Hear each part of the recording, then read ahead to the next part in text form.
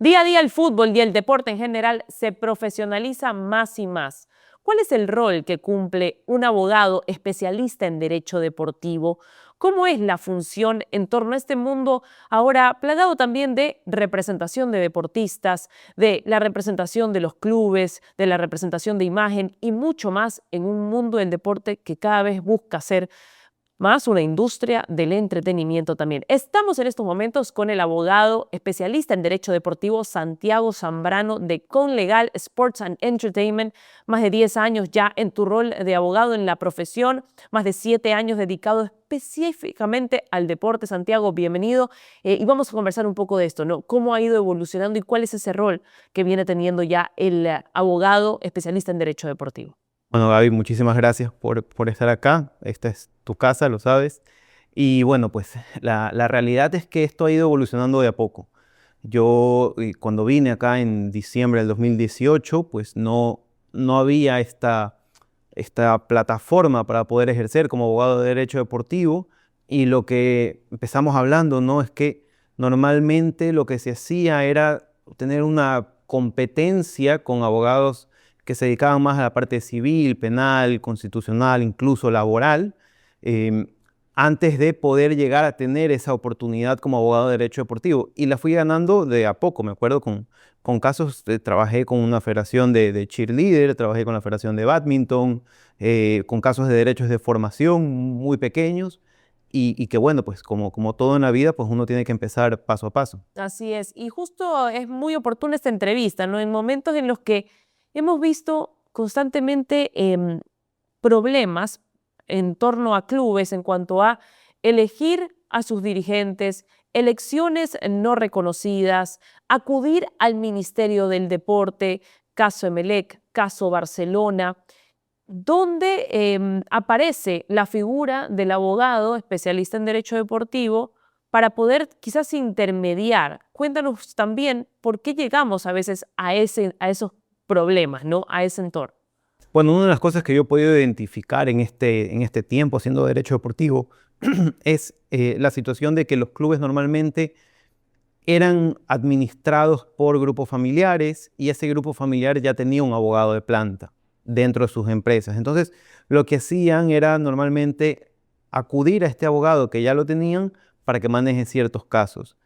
En algunos casos con muy buenos resultados y en la mayoría de los demás casos, pues con muy malos resultados. Esa necesidad y esa urgencia llevó a que los clubes necesiten contar con un abogado de derecho deportivo. Y aún así te sigue pasando. Estamos en 2025, hemos tenido estos dos casos súper grandes en el Ministerio del Deporte, que ha sido el Club Sport Emelec y Barcelona Sporting Club. Se vienen casos igual de grandes, porque ya lo sabemos, ya podemos tratar de adelantarnos a lo que va a pasar con el Comité Olímpico del Ecuador, con la Federación Ecuatoriana de Fútbol.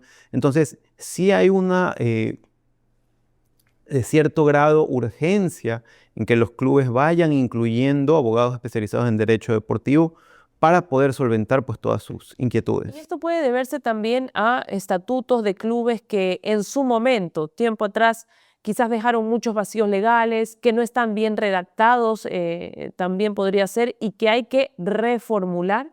Es correcto, o sea, incluso ante la ausencia de abogados especializados en derecho deportivo, ha llevado a que, por ejemplo, los funcionarios que trabajaron en su momento en el Ministerio del Deporte no tenían las herramientas o no habían sido capacitados para poder solventar las dudas, y muchos de estos estatutos han sido simplemente copias de otros estatutos. Yo, en mi experiencia, he podido observar cómo clubes del ascenso, es decir, de la tercera división, tienen el mismo estatuto que un club que tiene un presupuesto de 80 millones de dólares.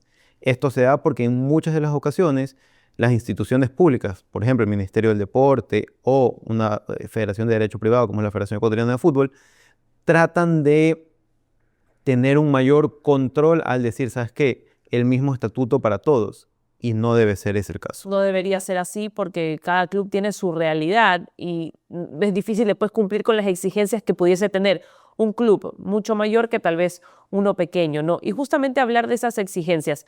En tu conocimiento, ¿no? has manejado prácticamente el 80% de los jugadores, o has trabajado con el 80% de los jugadores de la selección, el 85% de los clubes han pedido en algún momento tu asesoría, así que tienes mucho conocimiento del panorama. ¿Crees que también ocurre que en nuestros clubes llegan dirigentes que ni siquiera se empapan de los cuerpos legales de lo que exige FIFA, de lo que exigen los estándares internacionales, leen realmente toda la información de lo que se debe hacer de manera correcta, no correcta? Eso quizás afecta después en los contratos que también realizan con jugadores. Sí, mira, a ver, primero que hay un artículo en la ley del deporte que exige que todos los directivos tienen que tener cierto conocimiento de gestión deportiva y tienen que ser aprobados por una institución que sea a su vez avalada por el Ministerio del Deporte. Ese artículo, por ejemplo, no se ha puesto nunca en práctica. Entonces, el dirigente no es que tiene un reconocimiento, un certificado o es que ha aprobado estudios en alguna universidad para poder ser dirigente. En todo caso, yo te diría que ni siquiera ese es el mayor de los problemas, porque con tener pues sentido común vas a poder administrar correctamente un club. Yo creo que lo que pasa es que en muchas de estas ocasiones tratan a los clubes como una institución financiera de corto alcance. Entonces no hay una buena administración, piensan que el negocio del fútbol, que es un negocio muy lucrativo, es mucho más inmediato de lo que suele ser. Hay una explicación de un dirigente deportivo de Ecuador que es espectacular sobre el tema del gasto y la liquidez que tiene un club. Y los clubes acá necesitan también tener la oportunidad de hacer más negocios. El fútbol ecuatoriano, en nuestro caso en particular, es realmente caro. Yo estoy, por ejemplo, a favor de que se incluyan estos 8 fichajes internacionales.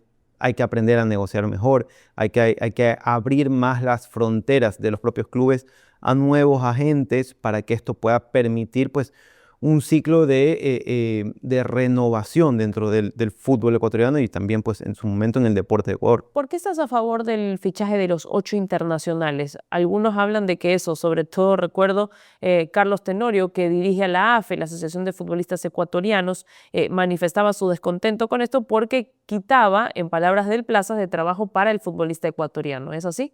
No, yo no creo que quita plazas para el futbolista ecuatoriano. De hecho, el último reporte de fichajes de la FIFA indica todo lo contrario, ¿ok? Si bien hemos tenido menos ingresos por valores, cada año se va aumentando la salida de jugadores ecuatorianos. ¿Y por qué se va aumentando la salida? Porque el jugador ecuatoriano es muy apetecido.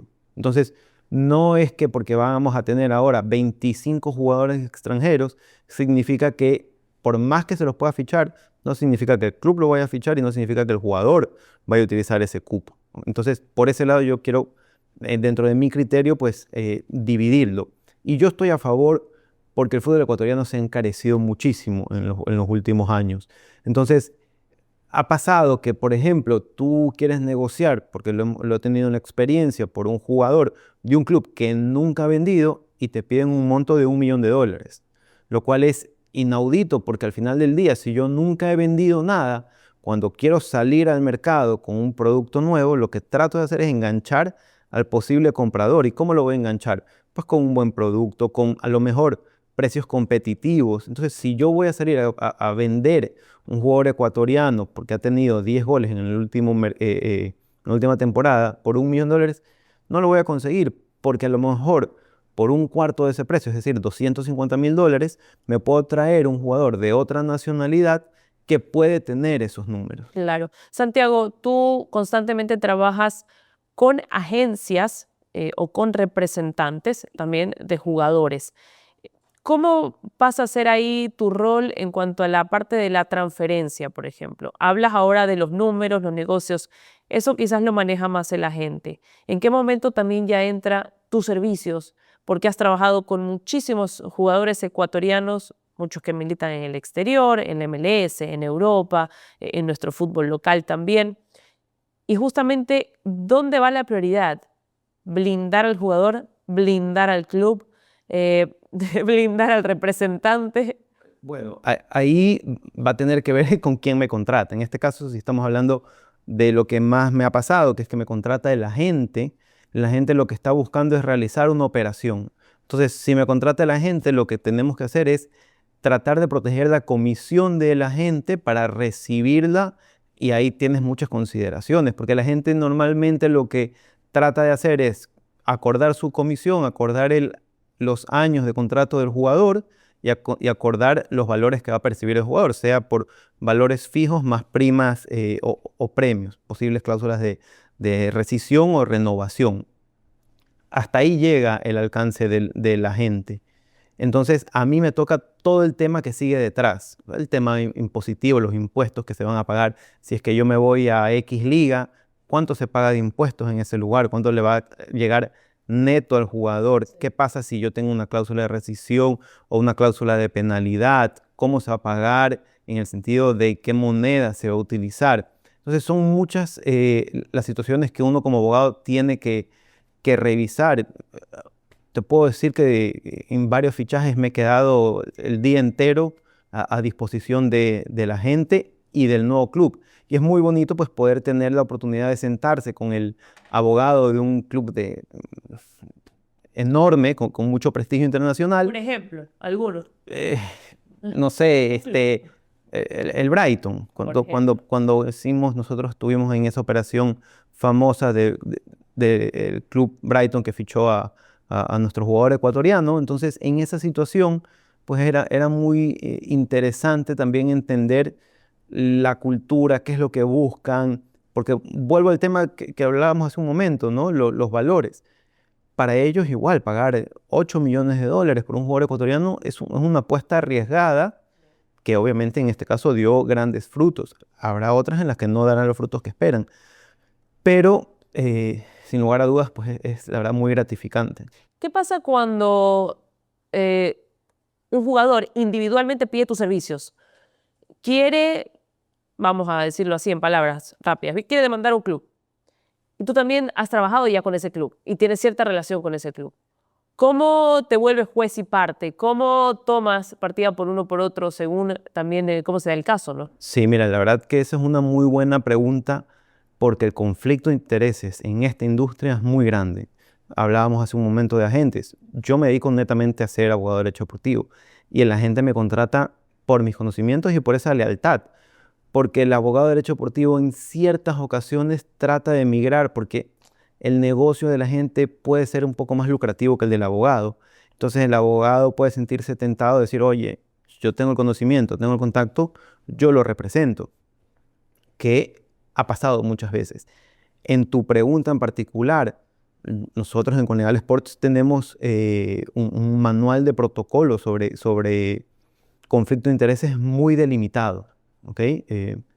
Nosotros tratamos de que si hemos sido abogados de un club y salimos de ese club, dejar un margen de tiempo antes de demandar, porque aunque sigue siendo trabajo, esta industria es muy pequeña y uno tiene que cuidar ese tipo de aspectos que se dan en la industria. Entonces, yo no soy juez y parte. Si un abogado, si un jugador acude a mí y me pide demandar a un club al que yo estoy asesorando, lo primero que le voy a decir es que no me siga diciendo porque me voy a tener que ver en la obligación de decirle a mi cliente, porque en el momento que él se acerca a mí, mi cliente es el club, no el jugador. Okay.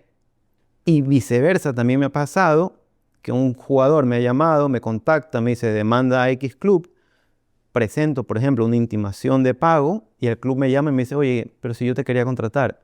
Bueno, pero ahorita yo me debo al jugador, si quieres contrátame una vez que yo termine el juicio. Entonces, ese tipo de cosas, si bien no son muy usuales de ver en nuestro país, lastimosamente, es lo que me ha podido llevar a que después los clubes o los jugadores o los agentes confíen en mí por esta política que tenemos. Santiago, y mencionabas que en los contratos, ¿no? El pago, por lo general, debe ser por tu disponibilidad al club, jugar para el jugador, ¿no? Pero mencionabas también no por goles, no por anotaciones, no es que según cuántos goles hiciste te vamos a pagar tanto. ¿Esa figura realmente existe en contratos? ¿Se lo hace? ¿Estás a favor de que eso pueda darse o más bien no se debería llegar a ese nivel de especificación? Claro, de hecho está prohibido finalizar un contrato alegando justa causa por bajo rendimiento deportivo. Porque al final del día un club no contrata a un jugador por su rendimiento, sino para que esté disponible para el entrenador, y el entrenador toma una decisión técnico y táctica para decir este jugador juega en este partido. No es que yo lo contrato para que haga 25 goles en la temporada. Yo lo contrato y forma parte de mi plantilla. Entonces, lo que sí puedo exigir al jugador es que si él no está en las condiciones para ser parte de la plantilla, yo lo pueda dar de baja. Tenemos casos ahorita, el técnico universitario, que han considerado que elementos disciplinarios no permiten que el jugador forme parte de la plantilla, pero hay un caso muy grande de un jugador francés que formaba parte de la plantilla del Sevilla, y ahí sí lo dieron de baja por finalizar el contrato por bajo rendimiento, y tanto la FIFA como el TAS le dio la razón al Sevilla. ¿Por qué? Porque tenían todos los elementos probatorios, pues le hicieron exámenes de sangre, les hicieron examen control de peso, y al final el jugador, pruebas de velocidad, y al final el jugador quedaba último en las pruebas de velocidad, tenía un sobrepeso marcado, no estaba físicamente disponible para poder por lo menos correr 10 kilómetros, que es lo que en promedio se corre en un partido en Europa. Entonces, estos elementos pueden ser utilizados, obviamente, de acuerdo con la estrategia jurídica. O sea, métricas que fueron muy diferentes a las que tuvo cuando contrataron al jugador. Y como esto todo descendió, pudieron llegar a alegar que había bajado su rendimiento y que no daba para más. O sea, también por una cuestión ya del mismo jugador, quizás, de cómo Correcto. se entregaba al trabajo del Aquí diario. ha habido muchas veces en que los periodistas han preguntado, bueno, yo puedo dar por finalizado un contrato con a lo mejor un jugador que se nos viene a la mente a todos porque tiene un marcado sobrepeso,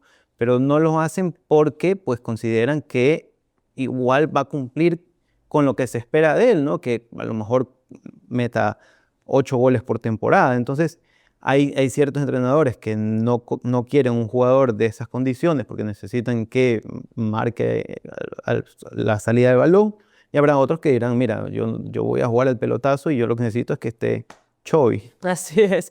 Y después, pasando un poco a lo que son los clubes. Hablaba justamente de muchos clubes en el fútbol ecuatoriano que son manejados casi como si fuese una empresa familiar, ¿no? Esto se debe seguramente a la dificultad para captar socios, para lograr realmente esa idea de club, ¿no? De masa societaria. Pero, ¿cuál es tu opinión respecto a considerar estos clubes familiares, llegarlos a transformar realmente en una sociedad anónima que tanto se ha hablado en los últimos años? Mira, no me cierro a esa opción, sin embargo, tampoco considero que sea la mejor de las opciones, porque he escuchado muchas opiniones en que poder convertir los clubes en sociedades anónimas deportivas va a salvar el fútbol ecuatoriano. No creo que ni que estemos tan complicados o fregados para decir que vamos a salvar el fútbol ecuatoriano, ni tampoco creo que si es que estuviéramos, esa sería la solución.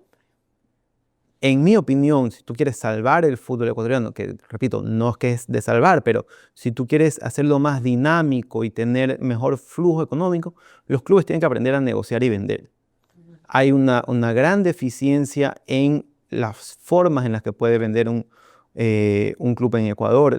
El último reportaje de fichajes de FIFA te dice que el 80% de los fichajes se dan de jugadores sin contrato, porque la economía no da. Claro. Entonces, el Real Madrid puede tener los 200 millones para fichar a Mbappé, pero prefiere esperar a que Mbappé se quede libre de contrato y utilizar esos 200 millones que en lugar de que vayan al Paris Saint-Germain, vayan directamente al jugador. Claro. ¿Okay? Entonces, eso es muy importante entender. Yo veo que los clubes no lo entienden, los dirigentes no lo entienden. Hay mucho ego.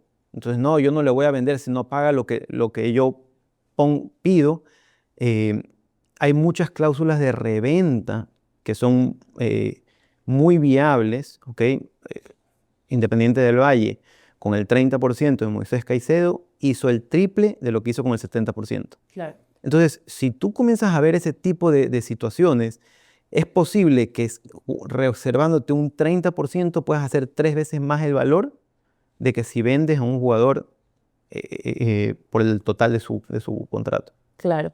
Y por lo general, los jugadores, ¿qué es lo que más, cuando te buscan, ¿no? Individualmente, cada uno de ellos, ¿qué es lo que más piden, demandan? ¿Cuáles son los casos que más se suelen dar? cobro de deudas. Yo lo que más hago es demandar a clubes por valores adeudados. Ahora, en estos 7 años he podido construir una muy buena reputación y tengo excelente relación con el 80%, 90% de los clubes de Serie A.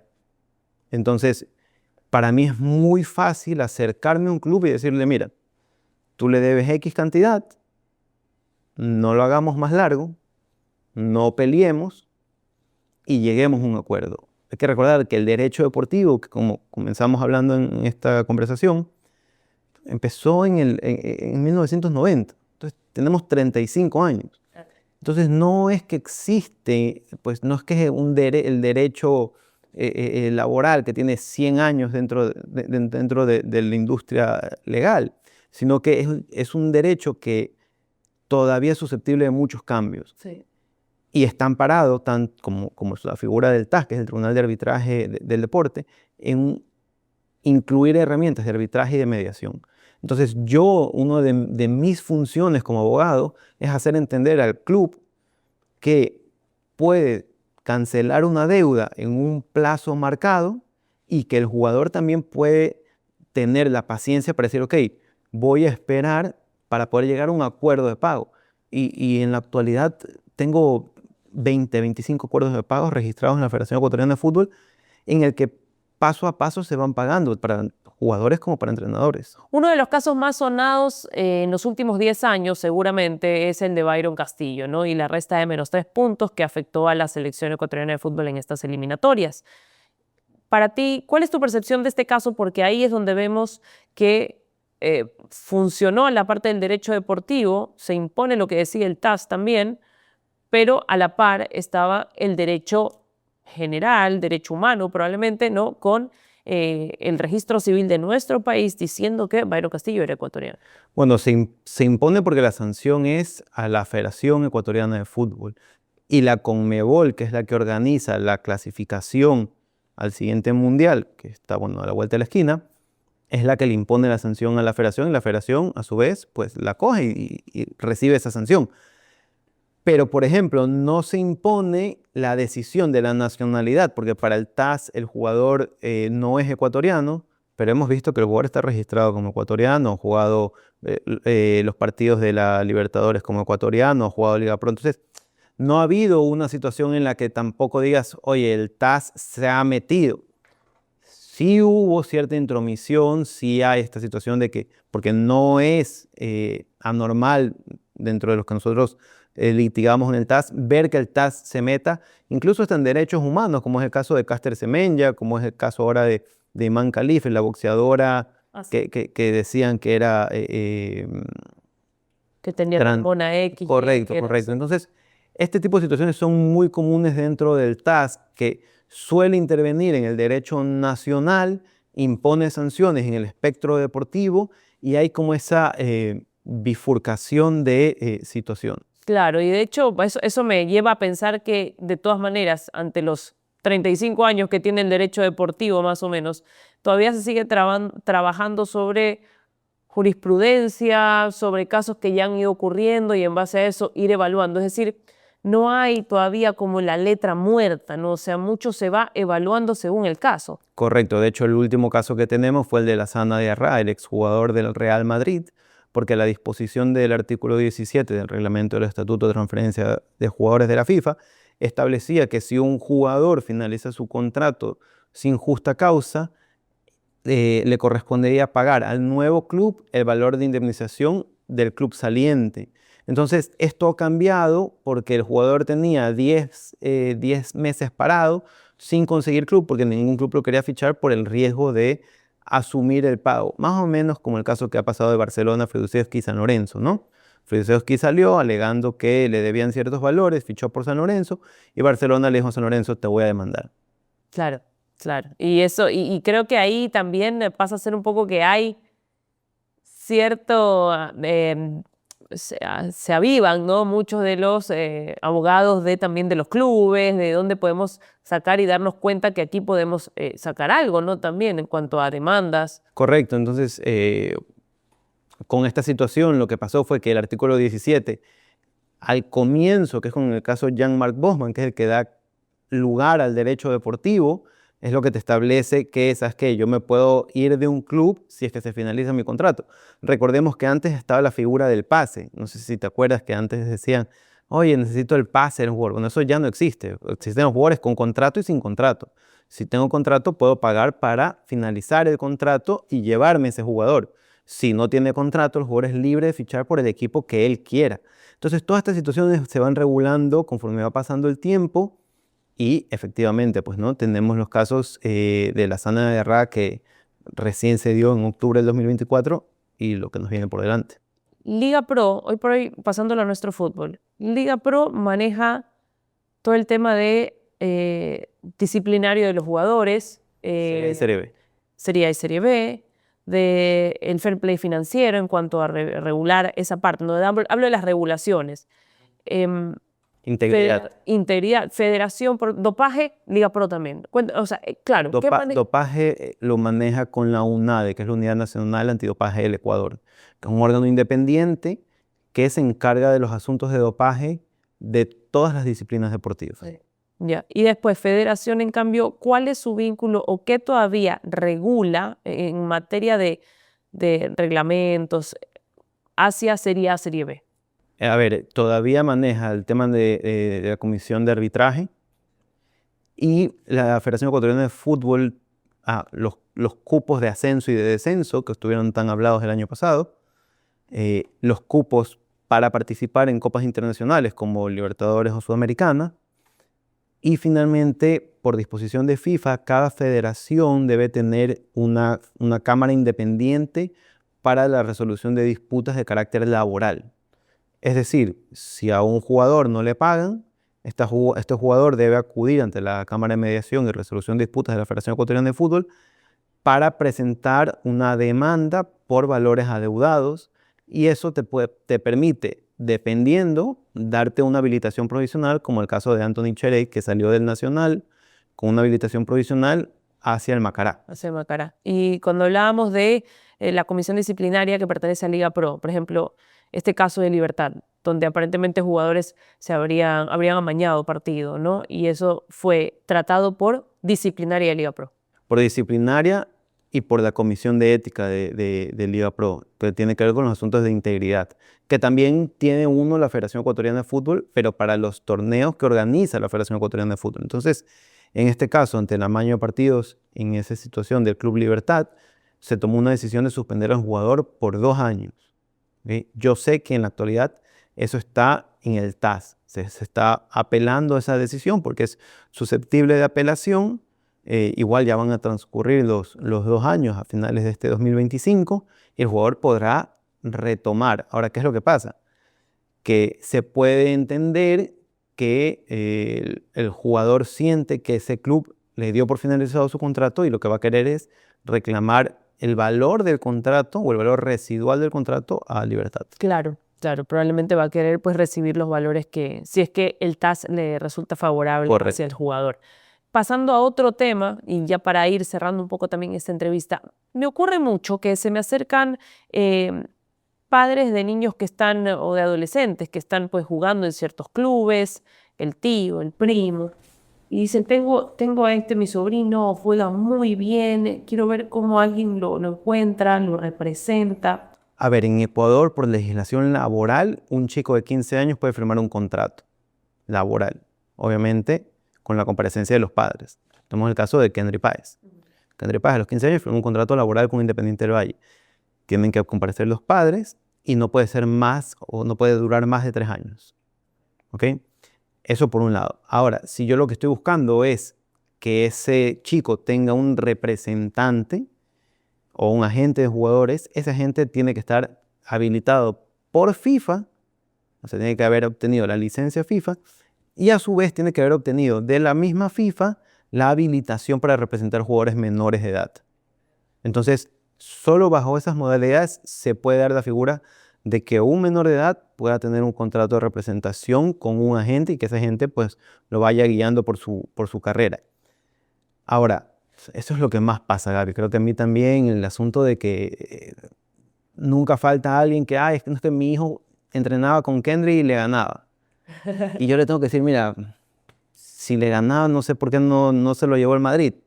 Porque también suele pasar acá que un poco las expectativas son súper altas y todos son tíos de Messi. Claro. Entonces, no es solamente que el chico juegue bien, sino también que tenga ese acompañamiento y esa madurez para poder llevar el peso que incluso Kendrick, con lo que ha sido Kendrick, pues vemos que le ha costado. Entonces, de esa manera, lo que uno trata es, como abogado o el representante, irlos guiando para poder tener una carrera fructífera que, repito, 15, 20 años. Claro, claro, así es. Justamente que tocas Kendrick Páez, se habla mucho de, quizás no lo conoces el contrato, quiero saber si esto ocurre, de que Kendrick Páez para llegar al Chelsea necesita cumplir cierta cantidad de partidos en selección. ¿Esto se da en los contratos? ¿Premier League lo exige? La Federación Inglesa de Fútbol te exige que hayas tenido, eh, eh, que hayas debutado con la selección. O sea, que sí hayas sido parte. Ahorita hablamos de Kendrick Páez, pero Leonardo Campana también debutó con la selección antes de irse al Wolverhampton. Sí. Que igual se lo merecen, porque son chicos deslotados y tienen una excelente carrera. Ahora, lo O que... que al menos hayan hecho inferiores, puede ser. Estoy tratando de recordar el caso Jeremy Sarmiento. En lo absoluto. Pero hablamos del fichaje internacional. Correcto. Fichaje internacional. Correcto. Entonces, tiene que haber debutado con la selección absoluta. Ahora, lo que sí puede llegar a pasar es que en el contrato entre Independiente del Valle y el Chelsea, para tener el fichaje de Kendrick Páez, es que se pongan cláusulas de cumplimiento. Eso es muy normal. Entonces, es decir, mira, el jugador te cuesta 5 millones de dólares y puede llegar a costar 20 millones si se dan todas este tipo de causales. ¿Cuál puede ser? Por ejemplo, que sea el mejor jugador de la Copa América, que quede mejor jugador de la Liga Pro, que haga más de 10 goles con el club. Entonces, todo esto acá te lleva a que el valor del contrato pueda irse incrementando y es muy normal. Lo hemos visto en los contratos por ejemplo, de Endrick con el Real Madrid y el Palmeiras. Había una cláusula de goles pagados. Entonces, por cada gol que hacía Endrick, el Real Madrid le tenía que pagar a Palmeiras, obviamente hasta cierto momento, pues no es indefinidamente, pero es muy normal ver este tipo de cláusulas. Son ingresos variables, Correcto. son los variables, pero hay un fijo que se debe cumplir en algún momento, es decir, el contrato entre Independiente y Chelsea ya existe, está por cierto monto, pero si se quiere aumentar esos montos, hay ciertas, podrían haber, no conocemos el contrato ninguno de los dos, pero podrían haber este tipo de solicitudes, de requerimientos, y que es una figura válida. Ahora, esto se presta para especulaciones también. Sí, pero eso es lo que yo decía hace un momento, ¿no? Hablaba de la necesidad que tienen los clubes en Ecuador de aprender a negociar. Entonces, es decir, mira, yo te vendo este jugador por este mínimo, pero lo puedo ir incrementando. Te vendo el 60% por 100.000, pero si me quieres comprar el 25% adicional, es decir, llegar hasta un 85%, te va a costar 300.000 y tienes 2 años para hacer la compra. Y aparte te puedes subir, si es que el jugador juega 15 partidos en tu primer equipo, me tienes que pagar 50.000 más. Y si me hace, entonces, de esa forma a lo mejor puede ser que llegue $1 millón o no, pero eso también, que el jugador vaya cumpliendo estos o alcanzando estos objetivos, es beneficioso tanto para el club saliente porque va a recibir dinero, como para el club que lo compró porque sabe que va a beneficiarse de los objetivos determinados en el contrato. ¿Qué tanto cumplen en el fútbol ecuatoriano en pagar los derechos de formación? A ver, lastimosamente ahorita estamos en una situación muy, muy mala. Estoy de acuerdo, creo que todos los abogados que hacen derecho deportivo me lo van a reconocer, porque hay muchas demoras en la Cámara de Mediación y Resolución de Disputas de la Federación Ecuatoriana de Fútbol. Es algo que lo hemos hablado los abogados a la interna y que se lo hemos comunicado a la Federación Ecuatoriana de Fútbol, que ya está tomando medidas, porque evidentemente estuvo muy, muy lento el asunto. Pero a pesar de que es un derecho para reclamar y una obligación de pagar, hay un punto intermedio entre que el club no quiere cobrar porque piensa que los demás le van a cobrar, ¿ok? O el club no quiere pagar porque dice, pues, no quiero pagar. Pero es lo más normal y de hecho esa fue mi entrada al mundo del derecho deportivo aquí en Ecuador. Sí. Y comentabas también por qué te nació esta espinita, ¿no? Decir, quiero dedicarme al derecho deportivo. Una anécdota en tu juventud, en tu adolescencia, si nos las puedes contar también. Sí, bueno, como te decía, yo jugué bádminton mucho tiempo. En el 2009 gané 3 medallas en los Juegos Bolivarianos de Sucre, en Bolivia. Y en el 2010 participé en los Juegos Sudamericanos de Medellín. Ahí gané una medalla de bronce. Y bueno, pues los que me conocen saben que mi vida en ese tiempo era dedicada al bádminton, totalmente dedicada al bádminton, deportista 100%. Y en estos Juegos Sudamericanos, al haber quedado en tercer lugar, pues yo me gané un premio de $10.000. Entonces, claro, yo tenía, esto fue en el 2010, o sea, ha pasado bastante, ya 15 años. Entonces yo tenía 19 años y pues yo tengo una foto con un cheque estos enormes de $10.000. En ese momento, con 19 años, Yo era, sí, yo era millonario, yo estaba a punto de independizarme de mis padres, pues no. Pero mi objetivo era Londres 2012, entonces yo había recibido una oferta de Malasia para poder ir a prepararme para Londres. Esos $10.000 me iban a permitir cubrir esos valores, pero nunca me dieron la plata. ¿Sí? Nunca recibiste. No, no, no. Te sacaron en el periódico con la foto, con el cheque y nunca te entregaron nada. Nunca me dieron nada. Y así a muchos de tus compañeros de edad. Y claro, entonces ahí me quedé, tuve este pues, fuego interno de injusticia, un poco también esta seguridad mía de decir, yo no necesito que nadie me regale nada, pues yo lo voy a conseguir, pero sí sentía la injusticia hacia los demás. Y esa injusticia fue la que mientras que estudiaba Derecho dije, tengo que de alguna forma tratar de ayudar, y ahí fue la primera vez que empecé a ver las opciones del derecho deportivo. Y lo tengo siempre presente. Entonces, cuando vienen los clientes y me dicen, oye, no he recibido, me ha pasado que jugadores profesionales de 26, 27 años, en la primera división, que dicen, oye, me deben $10.000, me hace acuerdo a ese Santiago de 19 años que le pasó lo mismo, y pues ahora con las herramientas adecuadas, sé que ya los puedo ayudar. ¿Y crees que elegiste el mejor camino? ¿Qué es lo que ves años venideros aquí en nuestro deporte ecuatoriano para tu profesión también? Sí, la verdad que estamos en una época espectacular. Tenemos el Comité Olímpico más exitoso de la historia. Tenemos las selecciones más exitosas de la historia. O sea, desde que yo nací en el 91 para acá, pues es una costumbre ver a tu país en la selección, ver a los clubes compitiendo de tú a tú con los clubes más grandes, cosas que eran muy difíciles de ver en otra oportunidad, ver jugadores en los mejores clubes del mundo. Entonces, yo estoy seguro que esto va a seguir incrementando porque la industria se va a seguir expandiendo, va a haber más recursos, por lo tanto, esos recursos van a ser gastados dentro de la industria de la que estamos tú, yo y pues un montón de gente. Entonces, hay algo que también, que no lo había contado, pero esta industria tan bonita, pues yo estudié en una escuela, obviamente, pues un colegio, y en esta escuela, cuando era pequeño, alguna vez una profesora me dijo, no, deja esa pelota, que tú no vas a vivir de eso. Y evidentemente, pues yo no vivo de patearla, pero yo vivo de esta industria tan bonita. Así es, muy bien. Muchísimas gracias, Santiago. Realmente ha sido una linda conversación para poder, pues, conocer un poco cómo está el mundo del deporte aquí en Ecuador y el mundo del derecho deportivo y cómo ha dado pasos tan grandes para defender a los que lo necesitan, para crear más justicia dentro de la industria del deporte, como lo dice Santiago. Así que ha sido un gusto. Muchísimas gracias por este tiempo y por este espacio en Conlegal Sports and Entertainment. Gracias, Javi. La verdad que para mí es un placer y bueno, pues ojalá que también esto llegue a los demás, que hay muchos chicos que quieren formar parte de esta industria y bueno, pues encantado. Gracias. Gracias.